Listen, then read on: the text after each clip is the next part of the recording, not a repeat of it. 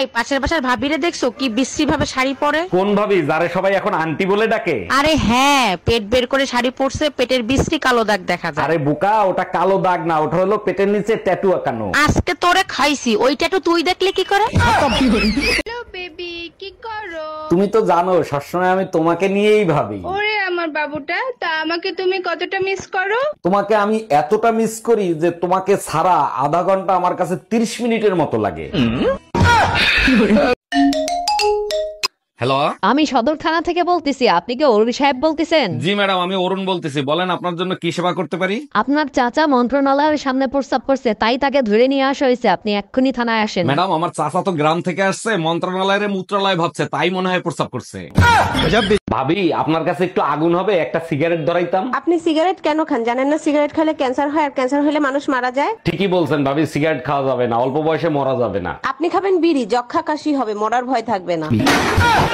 অরুণ ভাই, আপনার কপাল তো অনেক ভালো, এত সুন্দর শান্তশিষ্ট একটা বউ পাইছেন। আমার বউ শান্তশিষ্ট? আমার বউ হলো উন্নত পিস্তল, সবসময় সাইলেন্সার লাগানো থাকে। বলেন কি, তাই নাকি? এর জন্যই তো বলি আপনার বাসা থেকে ঝগড়ার আওয়াজ পাই না কেন। কেমনে পাবেন ভাবি, মুখ বাইন্দা বেলুন দিয়া পিটায়।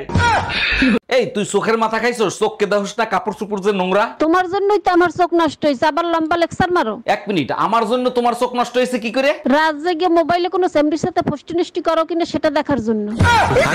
বেবি প্লিজ, শেষবারের মতো আমার সাথে দেখা করো, আর কোনোদিন তোমার সাথে দেখা করতে চাবো না, প্লিজ বেবি।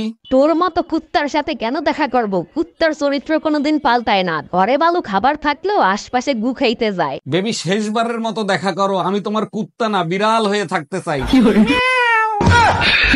ভাবি, আমার সোনা বউকে খুঁজে পাচ্ছি না, সে কি আপনাদের বাসায়? মন থেকে বলছি ভাই, আপনার মতো স্বামী যেন প্রতিটা মেয়ের ভাগ্যে জোটে। নিশ্চয়ই আল্লাহ আপনার দোয়া কবুল করবে। আরে ভাই, আপনার বউ তো 6 মাস আগে মারা গেছে, প্রতিদিন কেন জিজ্ঞেস করেন? বারবার শুনলে কলিজাটা জুড়াইয়া যায়। আচ্ছা ভাবি, আপনার বিয়ে হয়েছে প্রায় 10 বছর হয়েছে, তাই না? হ্যাঁ অরুণ ভাই, দেখতে দেখতে 10 বছর পার হয়ে গেছে, টেরই পাইলাম না। এই 10 বছরে আপনি 8টা বাচ্চা নিচ্ছেন, তা ফ্যামিলি প্ল্যান করতে পারেন নাই? ফ্যামিলি প্ল্যান তো শুরু থেকেই করতে চাইছিলাম, কিন্তু যখনই প্ল্যান করতে যাই তখনই শুনি আমি প্রেগন্যান্ট। এই তোমার কি হয়েছে? তোমার ফোন দেই, মেসেজ দেই, রিপ্লাই করো না কেন? শোনো, তুমি এক কাজ করো, আমারে ছেড়ে দাও, তুমি অন্য কারোর সাথে প্রেম করো। অন্য কারোর সাথে প্রেম করব মানে কি? কি হয়েছে বলো তো? প্রতিদিন তোমার জামাই আমারে গালিগালাজ করে, আমার আর গালিগালাজ শুনতে ভালো লাগে না। তুমি একদমই টেনশন করো না, টাকার ব্যবস্থা একভাবে না একভাবে হয়েই যাবে। 5 লাখ টাকা আমি কোথায় পাবো? মাথাই তো কাজ করতেছে না। প্রয়োজন হলে নিজেকে বিক্রি করে তোমার টাকা জোগাড় করে দিব। সে তো ঠিক আছে, বাকি 4,99,000 কোথায় পাবো? ভাবি, আপনি তো ড্রাইভিং পরীক্ষা দিতে যাবেন, একটা প্রশ্ন করব, উত্তর দিতে পারবেন? আরে অরুণ ভাই, আপনি যে কোনো প্রশ্ন করেন, সব প্রশ্নের উত্তর আমি দিতে পারবো। আচ্ছা বলেন তো, রাস্তার উপর কবরের মতো যেটা দেয়া থাকে ওইটা কেন দেয়া হয়? ওইটা দেখলে বুঝতে হবে গাড়ি স্লো করতে হবে, কারণ রাস্তা প্রেগনেন্ট হয়ে গেছে।